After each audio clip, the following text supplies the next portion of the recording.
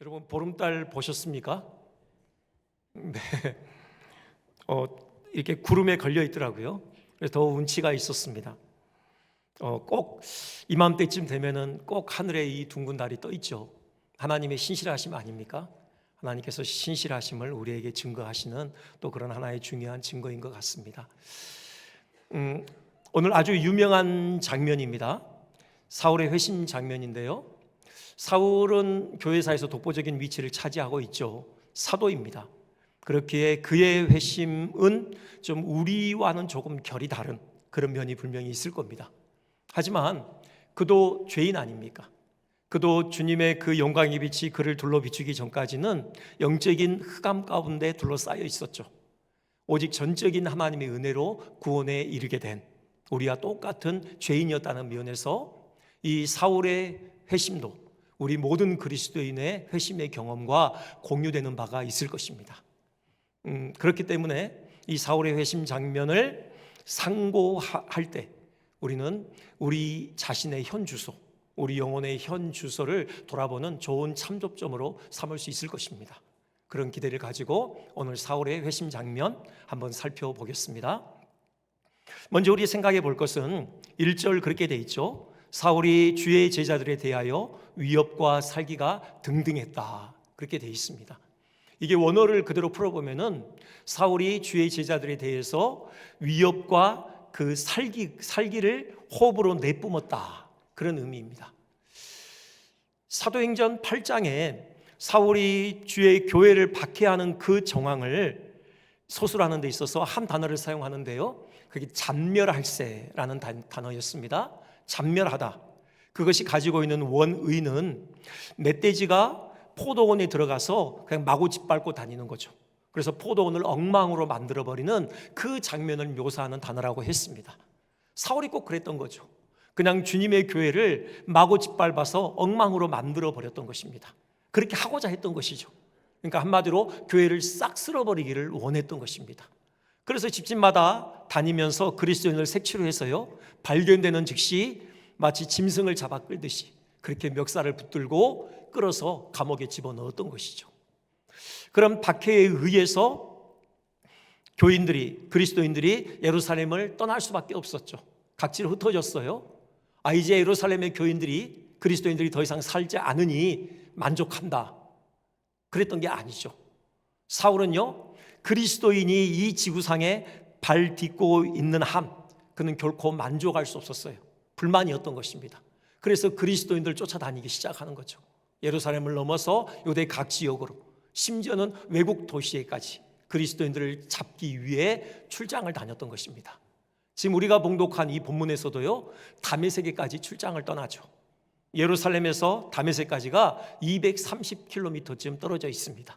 그 먼 거리를요, 체포영장을 발부받아서 체포조를 구성해서 그리스도인 잡기 위해서 출장의 길에 나섰던 것이죠. 열심히 대단하지 않습니까? 특별히 나중에 이 장면을 그가 소리하는데 그 예수님께서 그를 만나주시는 그 시간이 언제인지를 그가 분명히 밝히거든요. 사도행전 26장에 보면요, 정오가 되어 이렇게 돼 있어요. 정오였다고 해요. 낮 12시요. 여러분, 중동지방 아닙니까?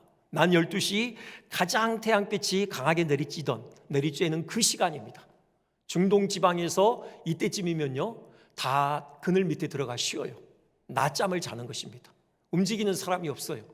근데 사울은요, 그 자결하는, 그 이글거리는 정오의 태양빛 아래에서도 다메섹을 향한 발걸음을 늦추지 않았던 것입니다. 계속해서 이동 중에 있었던 것이죠. 얼마나 그 교회를 향한 적대감을 짙게 갖고 있었는지 여실히 보여주는 한 대목이죠. 우리는 묻게 됩니다. 사울은 왜 이렇게 그리스도인들을 싫어했을까? 왜 이렇게 교회를 싹 쓸어버리기 위해서 안달을 냈을까? 그 이유가 뭘까? 사울은 확신이 있었죠. 이 사울의 교회를 향한 적대감은 그의 철두철미한 유대교 신앙과 깊은 연관이 있거든요. 사울에게 있는 확신은 바로 교인들을 박해하는 것이, 교회를 싹 쓸어버리는 것이 하나님의 뜻을 이루는 것이다. 하나님을 섬기는 최고의 섬김은 교회를 쓸어버리는 것이다. 그런 확신이 있었던 것이에요.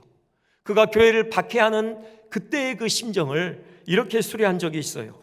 사도행전 26장 9절인데요. 나도 나사렛 예수의 이름을 대적하여 많은 일을 행하여야 될 줄 스스로 생각하고, 여기 행하여야 된다, 예수 이름을 대적하여 많은 일을 행하여야 한다, 여기에 표현된 그 헬라어 단어가요, 이 일이 하나님께서 그에게 부여하신 절대적인 의무다, 그런 사울의 확신을 담고 있는 단어입니다. 그러니까 교회를 박해하는 일, 예수의 이름을 대적하여 하는 일, 그것이 사울 그에게 부여된 하나님의 절대적인 의무다. 그는 그렇게 확신했던 것이죠. 사울이 그렇듯 그리스도인을 잡아 죽이는 것이 하나님의 뜻이라고 굳게 믿게 된 결정적인 근거가 있습니다. 그게 뭐냐? 바로 나사렛 예수가 십자가에 처형당했다라는 사실이죠.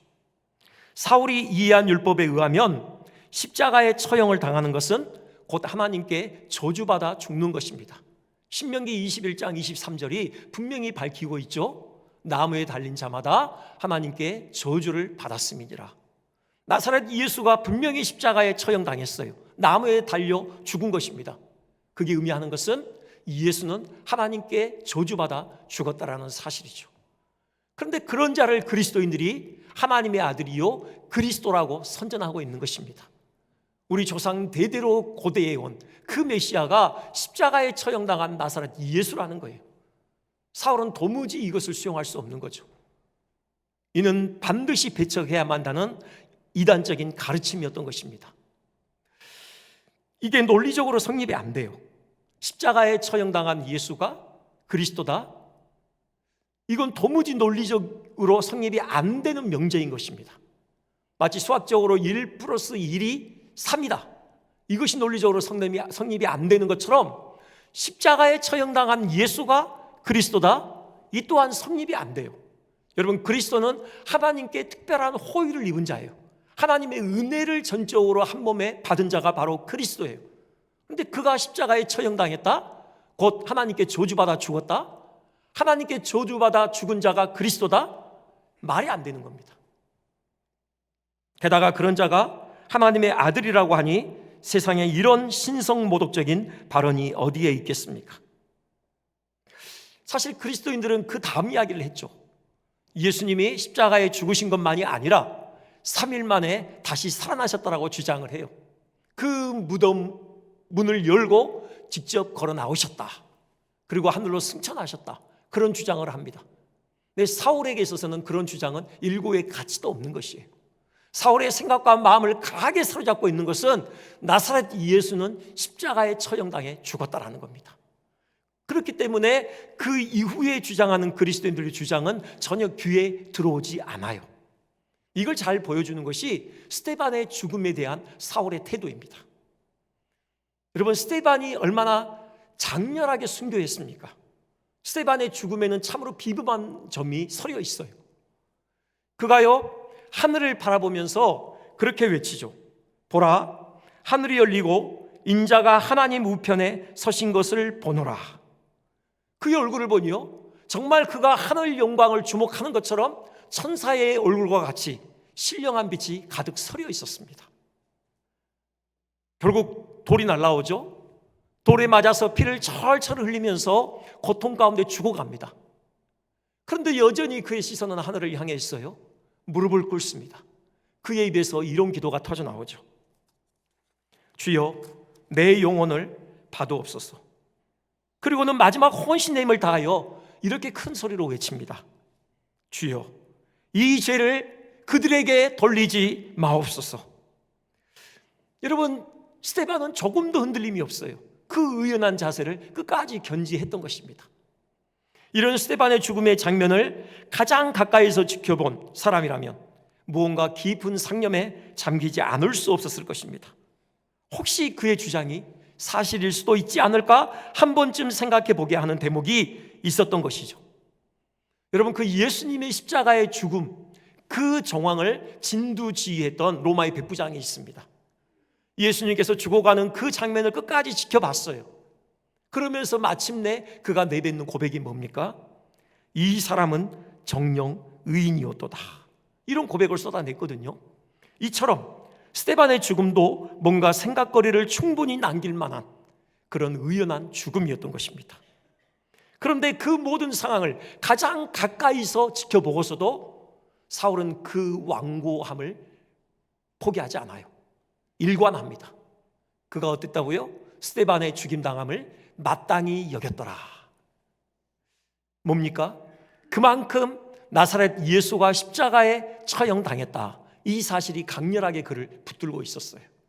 그 무엇을, 다른 것을 생각할 여지가 없도록 아주 강하게 나사렛 예수는 하나님께 저주받아 죽은 자다, 이 사실이 강하게 그를 사로잡고 있었더라는 것이죠. 사울의 경우를 통해서요, 우리는 잘못된 신앙의 열심이 어떻게 개인과 교회에 해를 가져다 줄 수 있는지를 보게 됩니다. 주님께서 사울에게 물으셔요. 네가 어찌하여 나를 박해하느냐? 여러분, 이 질문이 참으로 의미심장합니다. 예수님 하나님이시지 않습니까? 그러니까 하나님께서 사울에게 그렇게 지금 따져 물으시는 거예요. 네가 어찌하여 나를 박해하느냐? 사울은 한 번도 하나님을 박해할 생각이 없었습니다. 그는 오히려 하나님을 위해 하는 일이라고 자부했던 것이죠. 그런데 결과적으로 사울은 하나님을 박해하고 말았습니다. 하나님을 섬긴다고 한 일인데 오히려 하나님을 박해하는 결과를 초래하고 말았던 것이죠. 하나님을 섬기기 위해 열심을 내는 만큼 오히려 그만큼 더 하나님을 박해하는 결과를 빚고 말았던 것이에요. 여러분, 신앙에 있어서요, 열정은 참으로 중요한 덕목이긴 합니다. 로마서 12장 11절이요, 우리에게 이렇게 권해요. 부지런하여 게으르지 말고 열심을 품고 주를 섬기라. 주님을 섬기는 데 있어서 영적인 열정을 유지하라, 그런 권면이에요. 미지근한 것보다는 뜨거운 것이 좋습니다. 하나님께서는 그런 뜨거운 심장을 가진 사람을 찾으셔요. 그런데 주의할 것은요, 무조건 뜨겁다고 해서 다 좋은 것만은 아니라는 것입니다. 여러분, 반짝인다고 해서 다 금이 아니듯이요, 여러분, 열정을 갖는다고 해서 다 그 열정이 가치를 갖는 것은 아닙니다. 여기 사울의 경우처럼 그 열정이 진리의 지식에 근거하고 있지 않을 경우에는 오히려 해를 가져오는 것이죠. 이단들이 그 대표적인 경우 아닙니까? 이단들 얼마나 열심히 있습니까? 저도 어릴 적 그 한 토막의 그 기억을 반추해 보면요, 그 여호와 증인 젊은 부부가 이웃하여 살고 있었어요. 지금도 그분들의 그 막연한 잔상이 남아 있는데 옆에 검은 가방을 늘 끼고요, 매일 그 전도하기 위해서 나가는 겁니다. 뭐 직장도 안 다니고 매일 전도하러 다녀요. 참 열심이다. 여러분, 이런 열심을 가지고 있죠. 하지만 그들의 그 열심은 결코 좋은 결과를 가지고 오지 않습니다. 오히려 그들 자신 영혼을 해칠 뿐만이 아니라요, 그 열심에 의해서 다른 사람들의 영혼까지 해를 가져오는 그런 비극적인 결과를 초래하는 것이죠. 따라서 우리는 열심을 내는 것과 동시에 그 열심이 바른 지식에 근거한 것이 되도록 주의해야 합니다. 그러기 위해서는요, 물론 겸손하고 순전한 마음으로 진리를 배우기 위해 힘써야 해요. 그리스도인의 성숙한 삶의 원리를요, 아주 함축적으로 담아내고 있는 그런 말씀이 있어요. 디모데후서 3장 14절입니다. 우리 한번 같이 한번 봉독해 볼까요? 자, 시작. 너는 배우고 확신한 일에 거하라. 아멘. 여기 세 단어로 그리스도인의 삶을 아주 함축적으로 묘사해 내고 있습니다. 먼저 배워야 한다는 거죠. 배우라는 것입니다. 순정한 마음, 겸손한 마음으로 하나님의 말씀 앞에 엎드려야 한다는 것입니다. 말씀을 체계적으로 풍성하고 깊게 배워야 한다는 것이죠. 이것이 그리스도인으로 성숙하기 위한 첫 번째 단계입니다. 여러분, 이 단계를 그냥 소홀히 해서는 안 돼요. 반드시 겸손한 마음으로 우리는 하나님의 말씀 앞에 엎드리는 그 시간들이 필요한 것입니다. 그리고요, 확신하라죠.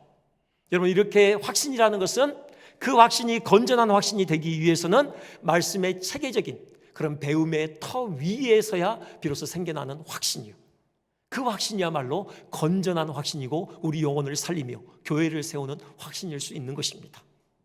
물론 말씀을 체계적으로 배울 때 반드시 따라오는 것은 이 확신이에요. 그리고요, 또 하나 우리에게 요구하는 게 뭐예요? 거하라는 것이죠. 배우고 확신한 일에 거하라.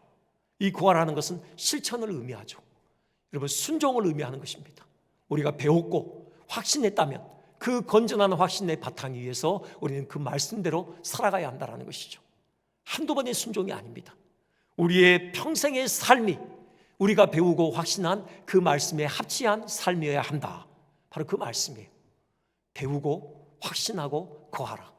여러분, 이 세 단어로 우리 그리스도인의 삶을 아주 집약적으로 정리해낼 수 있는 것이에요. 이런 은혜가 우리 모두에게 있기를 주님의 이름으로 축원드립니다. 두 번째요, 이제 본격적으로 주님께서 이 사울을 만나주시는 장면을 생각해 보겠습니다. 3절에 보면 이렇게 되어 있죠. 사울이 길을 가다가 다메섹에 가까이 이르더니 호련히 하늘로부터 빛이 그를 둘러 비추는지라. 먼저 주목해 보고 싶은 단어는 호련이에요. 갑자기란 말이죠. 이런 일이 있으리라고 사울이 전혀 예상을 못한 가운데 일어난 사건이라는 것입니다. 이것이 의미하는 것은요, 우리 주님께서 사울을 만나주신 것, 이건 전적으로 주님의 은혜라는 것입니다. 주님께서 그에게 베풀어 주신 주권적인 은혜의 역사예요. 사울만이 아니죠. 이것은 우리 모두에게 공의에 해당되는 진리입니다. 우리가 구원을 받게 된 것, 이것은요 전적으로 주님의 은혜예요. 늘 말씀드리지만 우리가 먼저 주님을 찾은 게 아니에요. 주님께서 우리를 먼저 찾아주신 것입니다. 지난주에 에티오피아 4시 생각했죠. 그가 그 1500km 그 한 달 걸리는 거리를 마다 않고 하나님을 예배하기 위하여 예루살렘 성전까지 달려갔습니다. 영적인 갈망 때문이죠.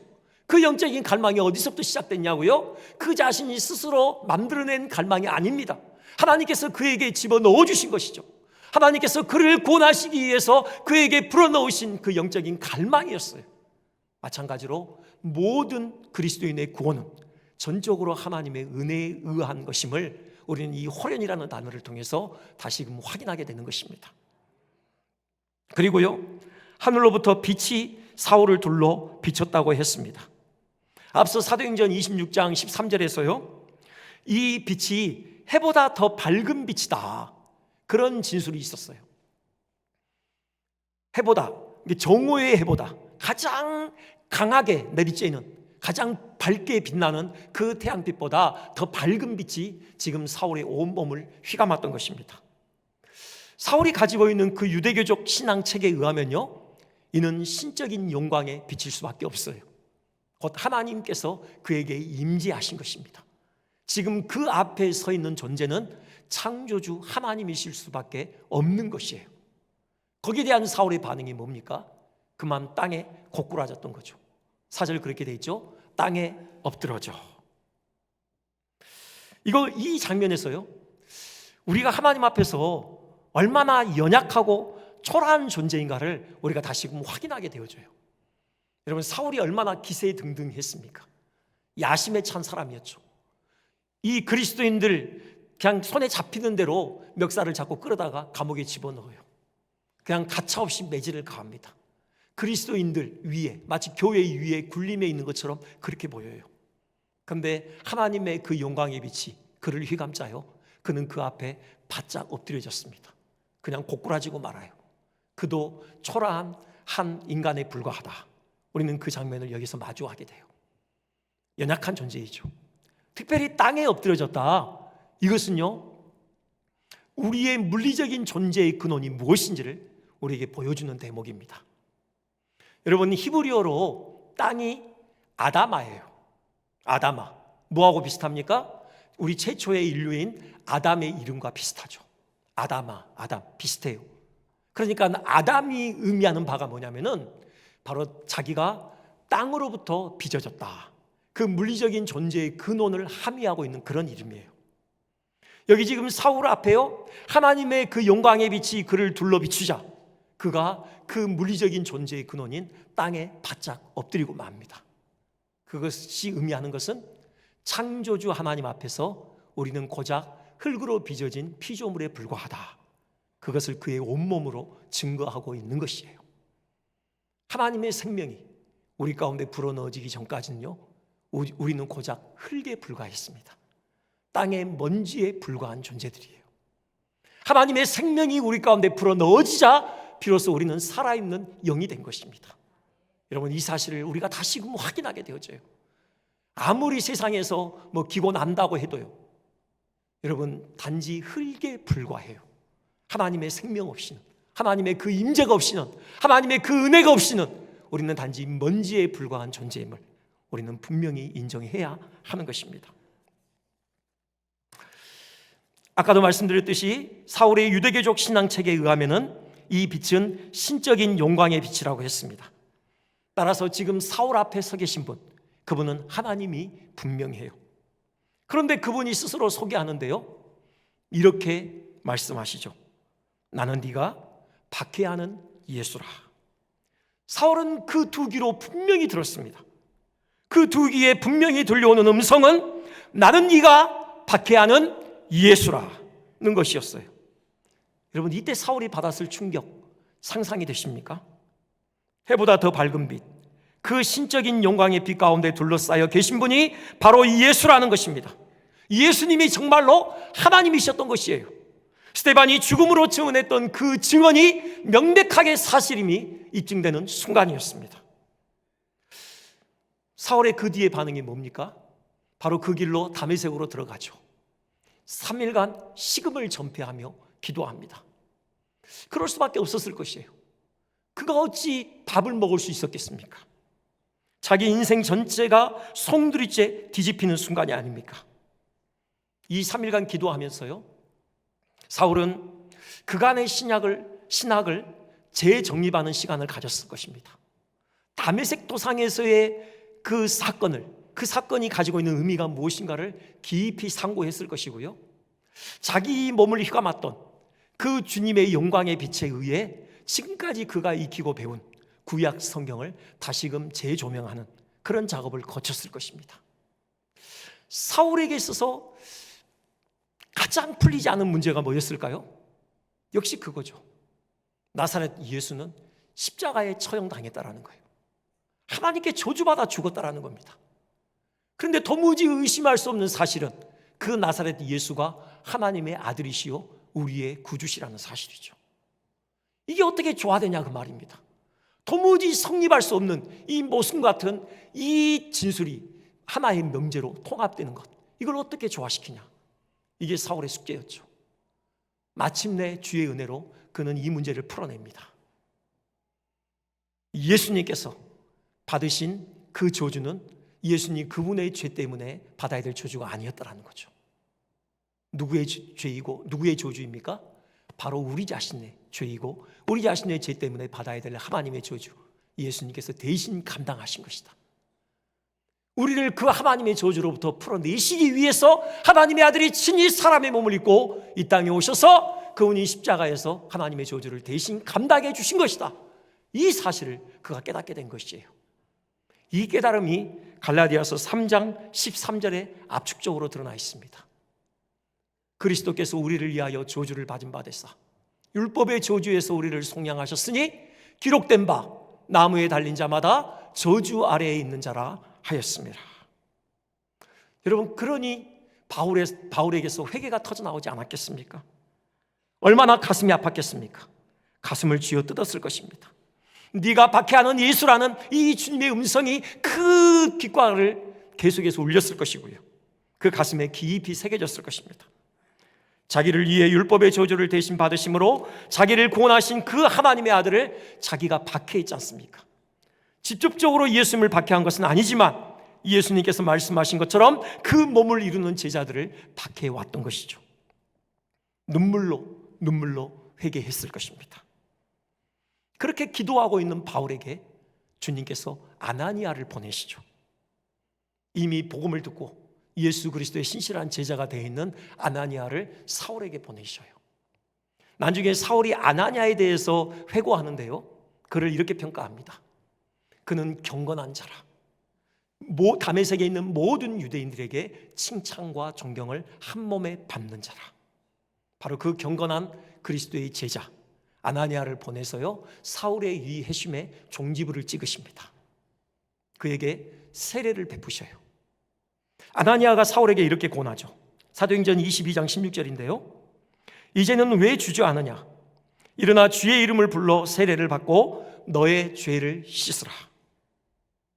바로 죄가 씻어지는 것이죠. 그 사울의 회개를 우리 주님께서 받아주신 것입니다. 그리스도의 보혈로 그를 덮어서 그의 모든 죄를 다 씻어주신 것이죠. 이제 사울은 더 이상 박해자가 아니라 당당히 예수 그리스도를 구주로 믿는 그리스도인 되었음을 공적으로 확인해 주시는 것입니다. 사울은 이와 같이 아주 극적인 체험을 통해 회심하게 된 것이죠. 우리에게 주는 교훈이 무엇입니까? 여러분, 우리 중에도 사울처럼 아주 극적인 체험을 통해서 주님께 돌아오신 분들 계실 것입니다. 뭐 이렇게 하나님의 영광의 빛이 우리의 몸을 휘감았든지, 아니면 정말 어떤 특별한 그런 사건을 통해서 예수님이 그리스도이심을 깨달았다든지, 이런 어떤 외적인 극적인 체험이 동반된 그런 회심자가 우리 가운데 계실 것입니다. 하지만 대부분의 경우에는요, 이런 어떤 외적인 극적인 체험이 없이 그냥 주님께 돌아오신 분들이 더 많으실 거예요. 그러면은 우리에게는 체험이 없어도 되느냐? 아니요. 여러분, 반드시 우리의 삶의 여정에 있어서 우리가 예수님을 인격적으로 만나는 체험은 필요합니다. 이런 외적인 체험이 아니라요, 지금은 예수님께서 하나님 보좌 우편에 그 인성으로 계시잖아요. 한 사람 한 사람 회개시키기 위해서 이렇게 내려오시지는 않는다고 하지만 그분이 성령 안에서 우리 가운데 와 계셔요. 성령으로 우리를 만나주시는 것입니다. 우리의 심령 가운데 진리의 빛을 비춰주시는 거예요. 해보다 더 밝은 그 복음의 빛을 우리 가운데 비춰주시는 것입니다. 우리의 죄악됨을 깨닫게 하셔요. 우리의 가슴을 찢으며 우리의 죄를 토해내는 그런 회개 역사를 반드시 있게 하시는 것입니다. 지금까지 나를 지으신 창조주 하나님을 내가 몰라보고 마치 내 삶의 주인이 나인 양 내 의지대로, 내 뜻대로, 내 육체의 소욕대로 살아왔던 그 삶이 얼마나 잘못된 것인가를 분명하게 깨닫게 하시는 것입니다. 우리의 가슴을 찢으며 죄악을 토해내게 하시고 예수 그리스도를 우리의 삶의 주로 온전히 모셔드리는 그런 내적인 그리스도와의 인격적인 만남의 체험, 우리 가운데 반드시 있게 하시는 것입니다. 여러분, 그렇게 예수님을 만나셨습니까? 아직도 여러분, 복음이 우리의 심령을 온전히 사로잡지 못했다면, 아직도 그 복음이 우리의 심령 깊은 곳에 스며들지 않았다면, 여러분, 정직하게 주님 앞에 무릎을 꿇으십시오. 주님께서 우리를 만나 주시도록, 성령께서 그 해보다 밝은 주님을 아는 그 영광의 빛을 우리의 심령 가운데 비춰주시도록 간절히 주의 은혜를 구하시기를 주님의 이름으로 권면드립니다. 마지막 한 대목 더 있습니다. 이 다메섹 사건은요, 사울이 구원과 더불어 전도자로 세움을 입은 사건이기도 합니다. 여러분, 회개는요 반드시 새로운 삶으로 이어지게 되어 있어요. 여기에는 그 내용이 생략되어 있는데, 사도행전 22장 보면은 사울이 이 회심 사건을 스스로 회고하는 데 있어서 덧붙이는 장면이 있어요. 주여 누구십니까? 나는 네가 박해하는 예수다 말씀하셨죠? 그러자 사울이 주님께 이렇게 물어요. 주님, 무엇을 하리이까? 그렇게 물어요. 주님, 무엇을 하리이까?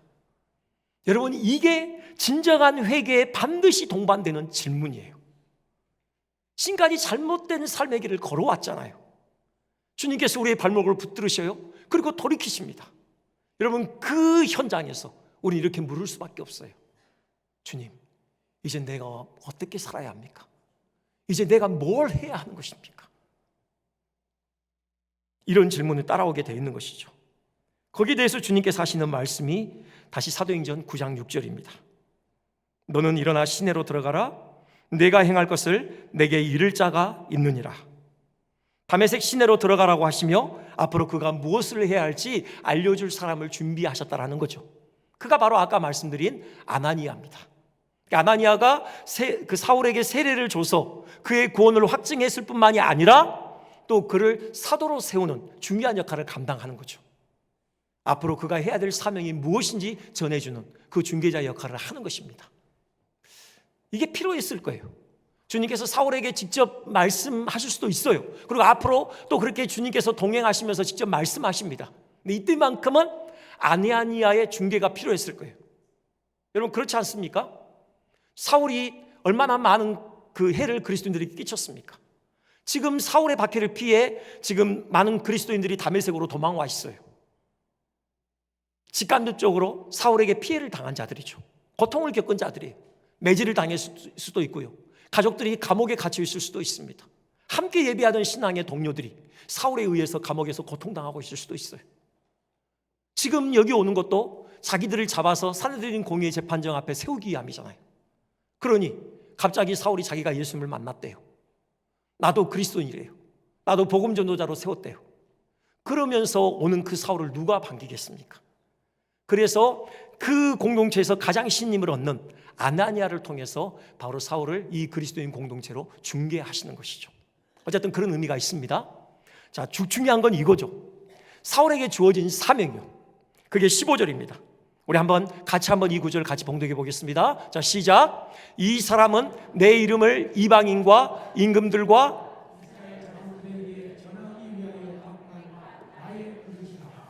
아멘. 여기 이방인이고 유대인 할 것 없이, 그러니까 모든 민족, 모든 사람들에게 바로 예수 그리스도의 이름을 증거할 그 증인으로 사울을 택하셨다. 지금 그런 의미인데요. 이 대목과 관련해서 우리가 꼭 봐야 될 대목이 있어요. 우리 주님께서요, 사울을 부르실 때 사울의 이름을 2번 부르십니다. 사울아, 사울아 이렇게 부르셔요. 여러분, 구약과 신약 이 성경을 통틀어서요, 하나님께서 하나님의 사람을 불러내실 때 그 이름을 2번 부른 경우는 7번밖에 없어요. 구약에 4번, 신약에 3번입니다. 그 중에 1번 이 사울의 이름을 부르신 거예요. 그래서 어떤 분은 지금 이 이름을 2번 부르는 그 정황을 보면요, 여기에는 그 사명의 중대성을 분명하게 함의하고 있음을 발견해내요. 이런 거죠. 그러니까 아브라함을 하나님께서 처음 2번 부르시거든요. 아브라함아, 아브라함아. 언제죠?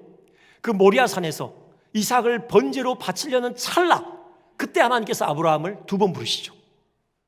여러분, 그때는 하나님의 구원 역사에 있어서 크나큰 전환점을 맞이하는 그 시간이에요.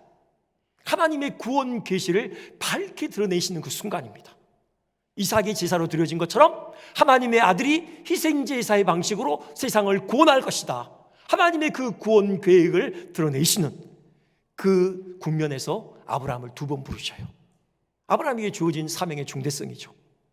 그리고 야곱을 2번 부르셔요. 요셉이요, 그 아버지 야곱을 애굽으로 초청하잖아요. 이제 야곱이 애굽으로 내려가는데 그의 발이 아무래도 주저하죠. 약속의 땅 가나안을 버리고 갈 수 없잖아요.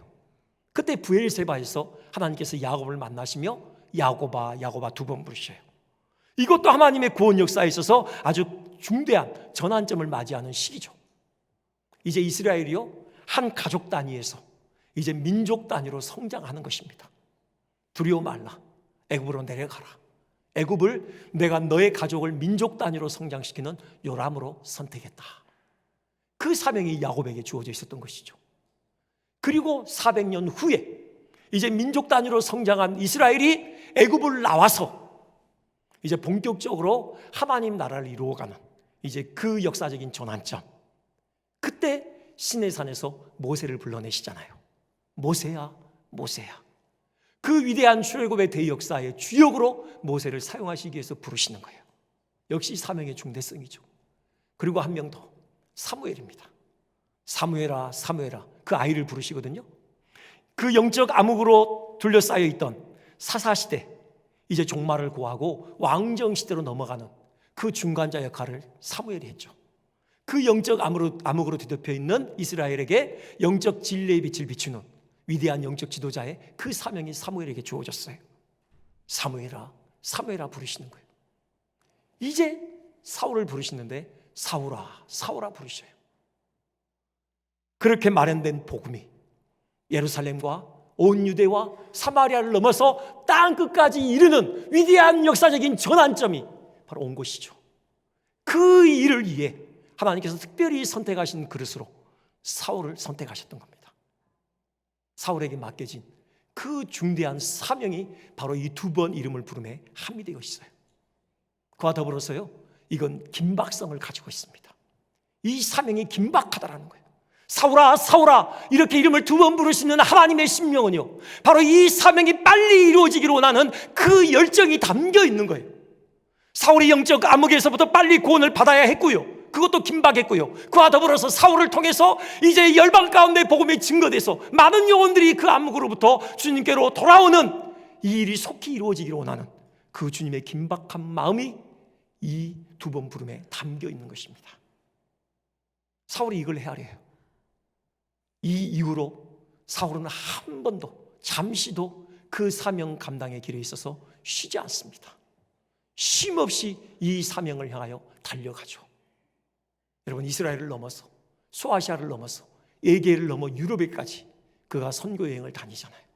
그가 복음 들고 찾아간 세계 도시가요 57개가 넘는다고 해요. 다 걸어간 거리를 합치면 17,000km라고 합니다. 그뿐입니까? 신약 성경을 썼잖아요. 27권 중에 13권이 바울의 저작입니다. 예수 그리스도의 죽으심과 부활이 담고 있는 그 구속사적인 의미를 너무도 분명하게 우리에게 밝혀내고 있는 것이죠. 이 성경을 통해서요, 그야말로 땅끝까지 예수님의 증인되는 그 사명을 사울은 수월하게 감당해낸 것이죠. 이제 우리 차례입니다. 우리의 이름을 두 번 부르시면서 주님 우리를 구원하시고 또 우리에게 사명을 안기셔요. 역시 중요한 사명이죠. 땅끝까지 이르러 복음 증거하는 사명이에요. 이 일이 긴박하다라고 주님 말씀하십니다. 나는 이 일을 쉼없이 긴박하게 나와 같은 마음을 가지고 이 사명을 감당해 줬으면 좋겠다. 바로 그러한 심정으로 우리를 부르시는 겁니다. 우리 이 사명 감당했으면 좋겠습니다. 땅끝 멀리라고 생각하지 마시고요, 돌아서 한 길로 쭉 가면은 결국 우리 자신에게로 돌아오게 됩니다. 하나님께서 우리에게 맡기신 이 삶의 현장, 이곳이 우리의 땅끝이에요. 이곳에서 복음의 증인으로서 사명을 신실히 감당하시는 우리 모두 되시기를 주님의 이름으로 축원드립니다.